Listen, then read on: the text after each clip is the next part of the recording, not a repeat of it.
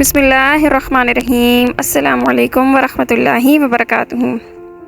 Welcome back to my channel قرآن اور یقین کا سفر۔ آج قرآن اور یقین کا سفر میں آپ کے لیے لے کر آئی ہوں حضرت ابراہیم علیہ السلام کا قصہ۔ حضرت ابراہیم علیہ السلام کا قصہ سنانے سے پہلے میں آپ کو کہتی ہوں کہ اگر آپ نے میرا چینل سبسکرائب نہیں کیا تو پلیز سبسکرائب کریں اور بیل آئیکن کو دبانا مت بھولیں۔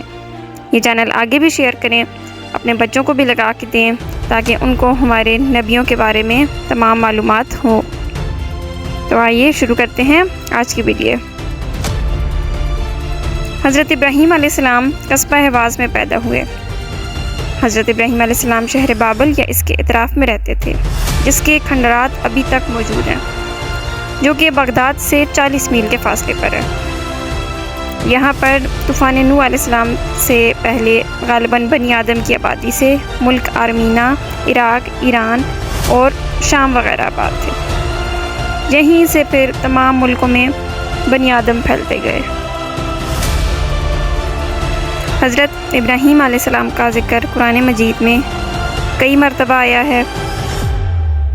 حضرت ابراہیم علیہ السلام کے زمانے میں بت پرستی کا بہت زیادہ رواج تھا، اور حضرت ابراہیم علیہ السلام کے ہی دور میں ایک بادشاہ تھا نمرود، جو کہ خدائی دعویٰ کرتا تھا۔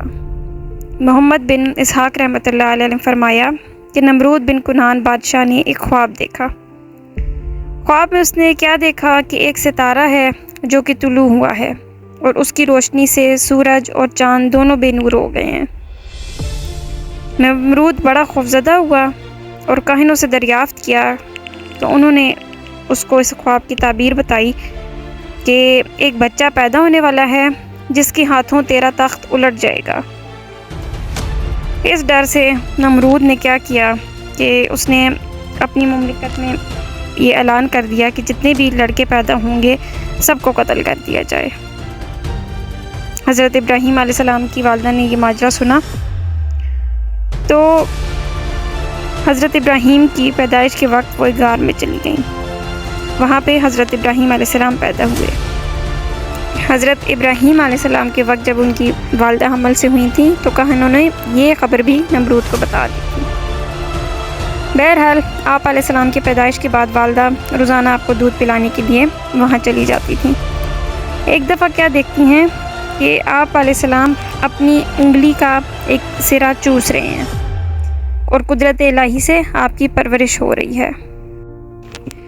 اور پھر قدرت الہی سے جب آپ کی پرورش ہو رہی تھی تو اس وجہ سے آپ ایک ہفتے میں ایک ماہ کے نظر آتے تھے، اور ایک ماہ میں اتنے نظر آنے لگے کہ جتنا 1 سال کا بچہ ہوتا ہے۔ انبیاء علیہ السلام ہمیشہ معصوم رہتے ہیں۔ جب ہوشیار ہو گئے تو ایک دن اپنی والدہ سے دریافت کیا کہ میرا رب کون ہے؟ والدہ نے کہا میں ہوں، کیونکہ پرورش کرنے والے کو رب کہتے ہیں۔ پھر دریافت کیا کہ اپنی والدہ سے پھر اب انہوں نے پوچھا نا کہ پھر آپ کا رب کون ہے؟ پھر والدہ نے جواب دیا کہ تیرا باپ ہے۔ پھر ابراہیم علیہ السلام نے مزید پوچھا کہ پھر میرے باپ کا رب کون ہے؟ انہوں نے کہا کہ نمرود بادشاہ ہے۔ پھر حضرت ابراہیم علیہ السلام نے پوچھا کہ نمرود کا رب کون ہے؟ والدہ نے انہیں جھنجھلا کے کہا جیسے بس خاموش ہو جاؤ۔ والدہ نے جا کر حضرت ابراہیم علیہ السلام کے والد کو کہا کہ جس لڑکی کی نسبت مشہور ہے کہ زمین والوں کا دین بدل دے گا، وہ مجھے تمہارا ہی فرزند نظر آتا ہے۔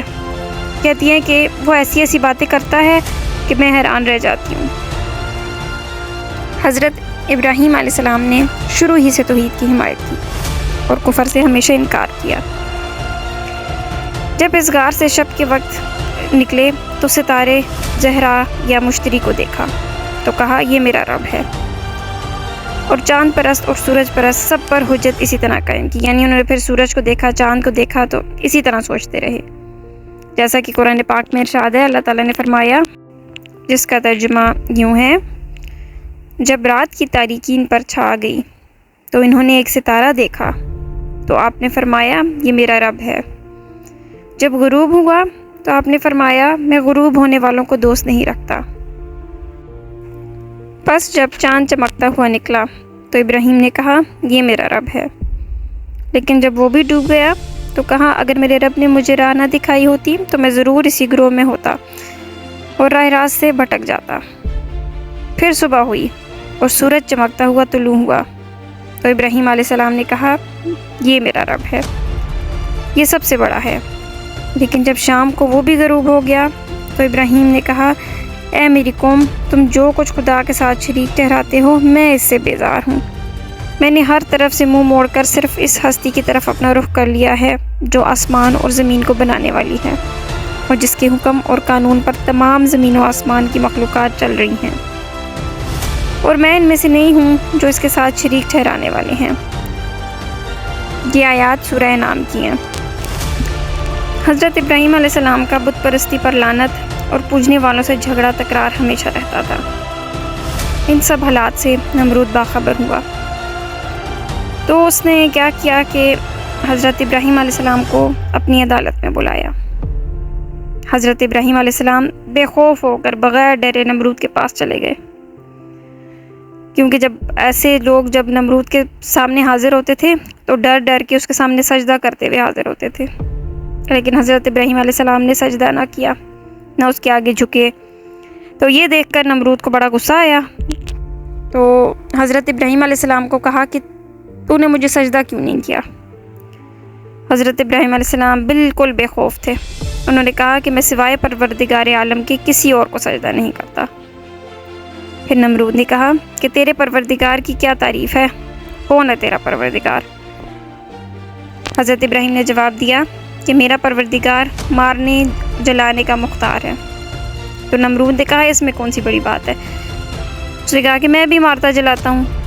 اسی وقت نمرود نے 2 قیدیوں کو جو واجب القتل تھے قید خانے سے بلا لیا، ایک کو قتل کر دیا اور دوسرے کو چھوڑ دیا، اور کہا دیکھو میں اس دوسرے کو بھی مار سکتا تھا لیکن میں نے نہیں مارا، ایک کو قتل کر دیا اور دوسرے کو میں نے زندہ چھوڑ دیا۔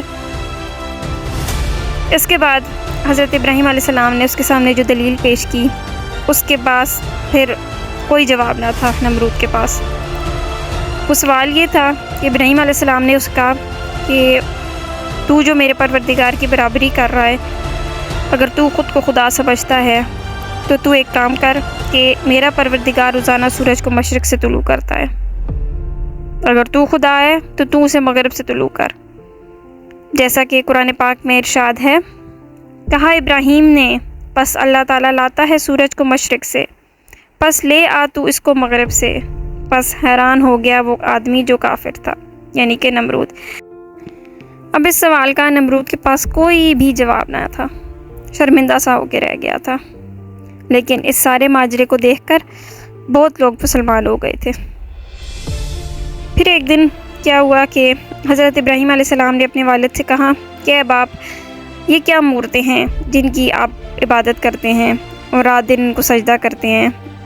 پھر آگے سے باپ نے ان کو یہ دلیل دی کہ یہ ہمارے خدا ہے۔ ابراہیم علیہ السلام نے کہا کہ یہ کیسے خدا ہیں کہ نہ ان کے کان ہیں، نہ آنکھیں ہیں، نہ نفع پہنچا سکتے ہیں، نہ نقصان۔ باپ نے کہا تو ہمارے خداؤں سے بیزار ہے، البتہ کہ تمہیں سنسار کر دیا جائے گا، جیسا کہ قرآن پاک میں اس طرح ارشاد ہے، اور بلا شک ہم نے ابراہیم کو اول سے ہی رشد و ہدایت عطا کی تھی اور اس کے معاملے کو جاننے والے تھے۔ جب اس نے اپنے باپ اور قوم سے کہا کہ مجسمے کیا ہیں جن کو تم لیے بیٹھے ہو، کہنے لگے کہ ہم نے اپنے باپ داداؤں کو انہی کی پوجا کرتے پایا ہے، یعنی کہ وہ ہدایت کو قبول کرنے کے بجائے صرف یہی دلیل دیا کرتے تھے کہ ہمارے باپ دادا جو ہمارے آباء و اجداد تھے وہ سب انہی کو پوجتے ہیں، اس لیے ہم بھی انہی کو خدا مانتے ہیں۔ جس پہ حضرت ابراہیم علیہ السلام نے جواب دیا، جس کا ترجمہ ہے، ابراہیم نے کہا کہ بے شک تم اور تمہارے باپ دادا کھلی گمراہی میں ہو۔ حضرت ابراہیم علیہ السلام کے باپ کا نام طارق اور ماں کا نام شانی تھا۔ آزر ایک بت کا نام تھا۔ ابراہیم کے باپ اس بت کے خادم اور پجاری تھے، اس لیے یہی نام ان پر غالب آ گیا، اور آزر ٹیڑے کو بھی کہتے ہیں۔ ابراہیم علیہ السلام نے خدا کی توحید کے مقابلے میں اپنے باپ کو اسی کلمے سے پکارا۔ بہرحال حضرت ابراہیم علیہ السلام نے اپنی قوم اور والد کو ہر طرح سے سمجھایا۔ پھر ایک دن ایسا ہوا کہ ان کے ایک بڑے میلے کا وقت آ گیا، تو ان کے باپ نے کہا کہ اے ابراہیم، کل ہماری عید ہے، جنگل میں میلہ لگے گا، ہم نفیس کھانے پکا کر بتوں کے پاس رکھیں گے اور میلہ سے واپس آ کر تبرکہ کھا لیں گے۔ تم بھی ہمارے ساتھ چلو اور ہمارے میلے کی رونق دیکھو، پھر واپس آ کر بتوں کی سجاوٹ دیکھنا۔ جب یہ سب کچھ تم دیکھ لو گے نا، پھر ہم کو تم ان کی عبادت کرنے سے نہیں روکو گے۔ ایسا تھا کہ حضرت ابراہیم علیہ السلام نے ان کو ایک دفعہ یہ بات کی تھی کہ میں تمہارے بتوں کے ساتھ سمجھوں گا، یعنی ان کو ایک طرح سے دھمکی دی تھی کہ تمہارے بتوں کا تو بندوبست میں کروں گا۔ پھر حضرت ابراہیم علیہ السلام اس طاق میں تھے کہ کبھی بت خانہ میں موقع پا کر اس بات کو پورا کر کے ان پر حجت پوری کروں۔ یہ اصل موقع تھا جس کا ابراہیم علیہ السلام کو انتظار تھا۔ پھر ہوا یہ کہ حضرت ابراہیم علیہ السلام نے میلے میں جانے سے اپنے آپ کو بچا لیا، لیکن بچایا کیسے کہ جیسا کہ ستارہ شناس نجوم کے ماہر نہیں نجوم کے موقع پر دیکھا کرتے ہیں، تو اسی طرح ابراہیم علیہ السلام نے ستاروں کی طرف دیکھا، جیسا کہ قرآن مجید میں ارشاد ہے کہ پس ابراہیم نے ایک نظر ستاروں کی طرف کی، پس فرمایا میں بیمار ہوں۔ اصل میں یہ جھوٹ بھی نہیں تھا، کیونکہ ان کے دل میں کفر مٹانے کا غم تھا، لیکن قوم کے لوگ متعدی بیماری سے ڈرتے تھے۔ متعدی بیماری کہتے ہیں جیسے چھوت کی بیماری ہوتی ہے نا، جو ایک سے دوسرے میں منتقل ہو جاتی ہے، تو اس وجہ سے لوگ ڈر گئے۔ پھر اس لیے انہوں نے حضرت ابراہیم علیہ السلام کو مجبور ہی نہ کیا کہ وہ ہمارے ساتھ میلے میں آئیں۔ آپ علیہ السلام ان کے ساتھ نہ گئے اور واپس آ گئے۔ پھر ہوا کیا، حضرت ابراہیم علیہ السلام ان کے بڑے بت خانے میں گئے، ایک کلہاڑا لے کر ان کو توڑنا شروع کر دیا، کلہاڑے سے مار مار کر بتوں کو ٹکڑے ٹکڑے کر دیے۔ اس بت خانے میں جتنے چھوٹے بت تھے ان سب کو تو ریزہ ریزہ کر دیا تھا، لیکن جس کلہاڑے سے کیا تھا وہ کلہاڑا اٹھا کے اس بڑے بت کے کاندھے پر رکھ دیا۔ تفسیر ابن کثیر میں لکھا ہوا ہے کہ یہ بت خانہ بہت وسیع اور مزین تھا، اور اس میں ایک بہت بڑا بت بھی تھا، باقی سارے چھوٹے چھوٹے بت تھے۔ پھر ان کے آگے انہوں نے بہت اہتمام والے کھانے رکھے ہوئے تھے، اور یہاں پر ان کے یہ کھانے رکھنے کا مقصد یہ تھا کہ یہاں پہ یہ جب کھانے پڑے رہیں گے تو یہ بہت ہی متبرک ہو جائیں گے، تو میلے سے واپسی پہ آ کے ہم یہ تبرکہ کھا لیں گے۔ ان بتوں کو ابراہیم علیہ السلام نے اپنی پوری قوت کے ساتھ توڑ پھوڑ دیا تھا۔ پھر جب وہ لوگ میلے سے واپس آئے اور اپنے بتوں کی حالت دیکھ کر حیران رہ گئے اور پوچھنے لگے کہ یہ ظلم کس نے کیا ہے۔ جب سب چھوٹے بڑے جمع ہوئے تو سب جمع ہو کر کہنے لگے کہ یہ ضرور ابراہیم کا کام ہے، کیونکہ اس نے ایک دفعہ یہ بات کی تھی کہ میں تمہارے بتوں کا بندوبست کروں گا۔ پھر کیا ہوا کہ حضرت ابراہیم علیہ السلام کو ایک مجرم کی حیثیت سے موجود کیا گیا۔ پھر آپ علیہ السلام سے سوال ہوا کہ ہمارے خداؤں کے ساتھ یہ بری حرکت تم نے کی ہے نا؟ حضرت ابراہیم علیہ السلام نے فرمایا کہ یہ حرکت مجھے اس بڑے بت کی لگتی ہے۔ انہوں نے ساتھ اس بڑے بت کی طرف اشارہ بھی کیا جس کے کاندھے پر ایک کلہاڑا تھا، اور فرمایا کہ مجھ سے کیا پوچھتے ہو، اپنے ان خداؤں سے پوچھو، ہو سکتا ہے تمہارے اس بڑے بت نے ان کے چھوٹے چھوٹے ٹکڑے کر دیے ہوں، کیونکہ اسی کے کاندھے پہ یہ کلہاڑا ہے۔ اس بات میں خلیل اللہ کا مطلب یہ تھا کہ یہ لوگ تو اب خود بخود ہی قائل ہو جائیں گے کہ یہ تو بے جان ہے، یہ کس طرح کر سکتا ہے یہ سب نے پھر آپس میں یہی مشورہ کیا کہ ابراہیم کو آگ میں ڈال کر اس کی جان لے لو تاکہ ہمارے ان خداؤں کی عزت ہو جائے۔ اس بات پر سب نے اتفاق کر لیا۔ پھر ایک بہت بڑا اور گہرا گڑھا کھودا اور لکڑیوں سے اس کو پر کر کے آگ لگا دی۔ کہتے ہیں کہ روئے زمین پر کبھی اتنی بڑی آگ نہیں دیکھی گئی تھی۔ اس گڑھے کو پر کرنے کے لیے بیمار عورتیں نظر مانتی تو وہ بھی اس گڑھے میں لکڑیاں ڈالتی۔ آگ لگانے کے بعد آگ کے شعلے آسمان سے باتیں کرنے لگے، پرندے وغیرہ اوپر سے کیا بلکہ دور دراز سے بھی نہیں گزر سکتے تھے۔ آگ تو جلا دی، لیکن اب خلیل اللہ کو آگ میں کس طرح پھینکے؟ وہ آگ اتنی تیز تھی کہ اس کے قریب جا کر کوئی ابراہیم علیہ السلام کو پھینک بھی نہیں سکتا تھا۔ پھر سب حیران پریشان تھے کہ اب کس طرح کریں نا یہ کام۔ پھر آخر ایک فارسی اعرابی تھا جس کا نام ہیزن تھا، اس نے پھر مشورہ دیا کہ ایک منجنیق تیار کرائی جائے اور اس میں خلیل اللہ کو بٹھا کر جلا کر پھینک دیا جائے۔ چنانچہ ایسا ہی کیا گیا۔ منجنیق جو تھی نا، وہ پرانے زمانے میں ایک ایسا ہتھیار تھا کہ اگر کسی کو دور سے کسی پہ کوئی گولہ بارود کچھ اس طرح کی چیز پھینکنی ہوتی تھی تو وہ اس منجنیق میں ڈال کے پھینکی جاتی تھی، جس کی وجہ سے وہ چیز فاصلے پہ جا کر گرتی تھی۔ تو کہتے ہیں کہ اس ہیزن کو اسی وقت پروردگار عالم نے زمین میں دھسا دیا تھا، جو زمین میں قیامت تک دھسا رہے گا۔ باقی کی تفسیروں میں ہے کہ یہ مشورہ منجنیق والا شیطان نے دیا تھا، چنانچہ ایسے ہی کیا گیا۔ جس وقت اللہ تعالیٰ کے خلیل کو منجنیق کے ذریعے اس آگ کے سمندر میں پھینکنے لگے تو سب آسمان کے فرشتے بلکہ زمین و آسمان اور سب ان میں رہنے والی مخلوق چیخ اٹھی تھی کہ یا رب، آپ کے خلیل پر کیا گزر رہی ہے؟ اللہ تعالیٰ نے سب کو فرمایا کہ تم سب جاؤ اور ابراہیم کی مدد کرو۔ فرشتوں نے مدد کرنے کے لیے حضرت ابراہیم علیہ السلام سے اجازت مانگی، تو یہاں پر ابراہیم علیہ السلام نے جواب دیا، مجھے اللہ تعالیٰ کافی ہے اور وہ میرا حال دیکھ رہا ہے۔ جبرائیل امین نے عرض کی کہ آپ کو میری مدد کی ضرورت ہے تو میں خدمت انجام دوں؟ حضرت ابراہیم علیہ السلام نے کہا، ضرورت تو ہے مجھے مدد کی، لیکن آپ سے نہیں، اللہ سے ہے۔ تو پروردگار عالم نے براہ راست آگ ہی کو حکم دیا۔ قتادہ رحمۃ اللہ علیہ فرماتے ہیں کہ جس دن وہ آگ تیز ہوئی تو جانور بھی اس آگ کو بجھانے کے لیے نکلے اور کوشش کرتے رہے سوائے گرگٹ کے۔ جس وقت حضرت ابراہیم علیہ السلام کو اس آگ میں ڈالا گیا تو ان کے منہ مبارک سے یہ کلمات نکلے، جس کا ترجمہ ہے، کافی ہے مجھے اللہ تعالیٰ اور وہ اچھا کارساز ہے، یعنی حسبنا اللہ و نعم الوکیل۔ بہرحال جب حضرت ابراہیم علیہ السلام کو آگ میں پھینکا گیا تو اللہ تعالیٰ نے براہ راست آگ کو حکم دیا، جیسا کہ ارشاد ربانی ہوا، اے آگ ہو جا ٹھنڈی اور سلامتی والی ابراہیم پر۔ اس وقت ابراہیم علیہ السلام نے فرمایا، الہی تو آسمانوں میں اکیلا معبود ہے اور توحید کے ساتھ تیرا عابد زمین پر صرف میں ہی ہوں۔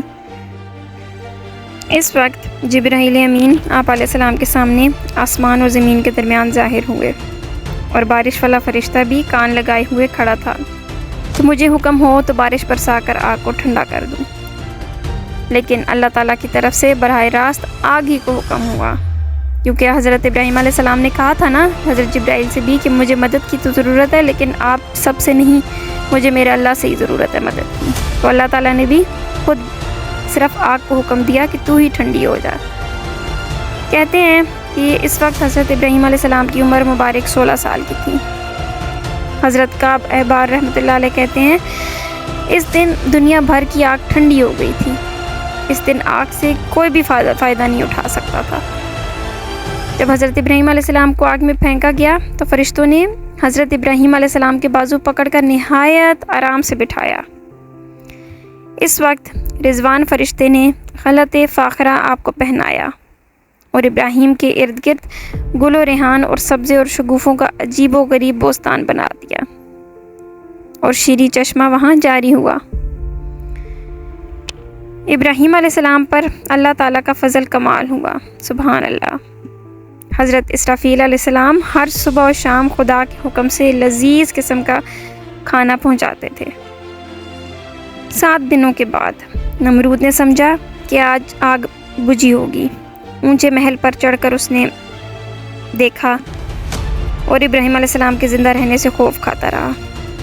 سوچتا رہا کہ اگر یہ خدا کی مدد سے زندہ نکلا تو مجھ پر ایک اور آفت آ پڑے گی، اور کبھی اپنے دل میں یہ بھی ڈر تھا کہ اپنے ساتھیوں سے بیان کرتا تو وہ تسلی دیتے کہ اس آگ میں سنگ خارا بھی اگر ڈال دیا جائے، سنگ خارا کہتے ہیں کہ وہ جو گرینائٹ وغیرہ اس طرح کا سخت پتھر ہوتا ہے نا، اس کے ساتھیوں سے یہ تسلی دیتے تھے نا کہ اگر وہ بھی اس آگ میں ڈالا جائے تو وہ بھی پگھل جائے گا، تو ابراہیم کیسے زندہ نکل سکتا ہے۔ اس دن پھر نمرود نے بڑے غور سے اپنے محل پر سے دیکھا کہ ابراہیم کے ارد گرد سب گلستان ہیں، پھول ہی پھول ہیں اور چشمہ شیریں جاری ہے۔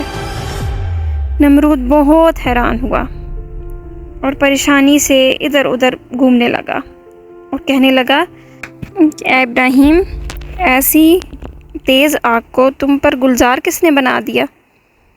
ابراہیم علیہ السلام نے جواب دیا کہ میرے پروردگار کا یہ تو ادنا سا اثار ہے۔ نمرود نے کہا جس کی قدرت کا یہ ادنا اثار ہے، فی الحقیقت وہ بہت بڑا پروردگار ہے۔ پھر 40 یا 50 دن کہتے ہیں کہ حضرت ابراہیم علیہ السلام اس گلزار میں رہے، اور فرماتے ہیں کہ ایسی خوشی کا وقت ساری زندگی میں پھر نہیں ملا۔ پھر کیا ہوا کہ ابراہیم علیہ السلام اس راکھ سے جو پہاڑ کی مانند تھی نکل کر آئے تو از سر نمرودیوں کو واعظ و نصیحت شروع کر دی۔ انہیں پھر سے کہنے لگے کہ اللہ تعالیٰ کی طرف لوٹ آؤ، وہی تمہارا اور میرا سب کا معبود ہے۔ نمرود نے پھر کیا کیا کہ چند روز کی مہلت مانگی، مطلب وہ سوچنے لگ گیا تھا، لیکن پھر اس کے وزیر نے کہا کہ اتنی مدت تو نے خود خدائی کی ہے، اب دوسرے کی بندگی اختیار کرتا ہے اور اپنے لیے شرمندگی اور رسوائی اختیار کرتا ہے۔ آخر اس نے کیا کیا کہ ابراہیم علیہ السلام کے سامنے انکار کر دیا اور کہا کہ میں تیرے رب کی رضا کے واسطے کئی ہزار گائے اور بکریاں اور اونٹوں کی قربانی دیتا ہوں۔